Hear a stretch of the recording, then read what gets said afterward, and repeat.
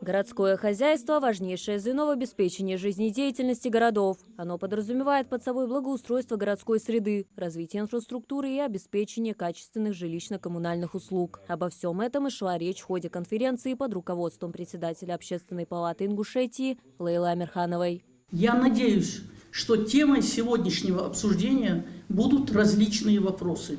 Это контроль в сфере ЖКХ, кадровое обеспечение ЖКХ, ресурсное обеспечение коммунальной инфраструктуры городов. Какие практики в работе городского хозяйства, какие запросы граждан к городскому хозяйству, какие задачи возникают перед городским хозяйством в связи с требованиями граждан. Сегодняшняя конференция – это площадка для конструктивного диалога. Самое главное – истина рождается в диалоге.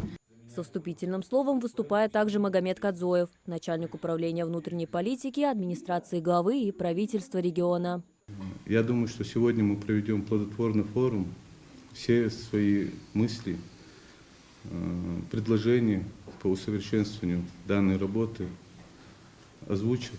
И Общественная палата, наверное, сделает какой-то вывод с этих предложений. И мы их донесем до главы Республики Ингушетия и выше, федеральный центр. Важное внимание в ходе конференции уделили сфере ЖКХ, в том числе подготовке к отопительному сезону и дорогам. Сегодня власти всех уровней делают большой акцент именно на этих направлениях, которые чаще всего волнуют жителей городов и сельских поселений. Общественные советы при Министерстве образования, Минкульте, здравоохранения, Минтруде проводят большую работу по повышению уровня оказываемых этими ведомствами услуг, в том числе медицинских, образовательных, социальных, в области улучшения качества жизни граждан Республики Ингушетия. Комиссия Общественной палаты Республики Ингушетия по ЖКХ, строительству, транспорту и дорогами проводится работа по взаимодействию с Общественной палатой, советами муниципальных органов по проведению контроля общественных территорий, в которых проводится работа в рамках федеральной программы «Комфортная городская среда». Развитие дорожного хозяйства по республике в целом показывает положительные результаты, докладывает замминистра автомобильных дорог и транспорта региона Ахмед Арчаков. Показатель завершившегося нацпроекта – это приведение в нормативном состоянии дорожного покрытия дорог в размере 85%. Министерством достигнут досрочно. В настоящее время с начала текущего года реализуется новый нацпроект под названием «Инфраструктура для жизни». Основные цели и задачи дорожного строительства сохранились те же самые, но приоритет единственно сместился на то, чтобы поддерживать тот уровень, который был достигнут на первом этапе. Участники конференции точечно обсудили ситуацию в сфере городского хозяйства в каждом муниципалитете. Представители городов и районов выступают с докладами, в которых рассказывают о положительных тенденциях, делятся практиками и поднимают острые темы. Каждый присутствующий активно вовлекается в обсуждение, пытаясь разобраться во всех возникающих ситуациях. Подобные встречи очень важны для грамотного развития городского хозяйства, считает член Общественной палаты России от Ингушетии Тимур Мартазанов.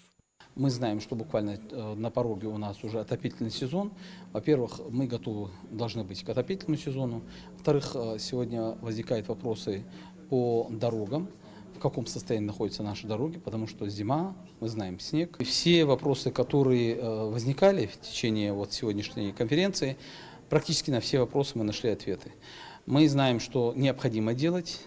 Знаем, что есть работы, которые надо выполнить. В каждом муниципалитете, в каждой администрации городов и сел должны быть созданы общественные советы.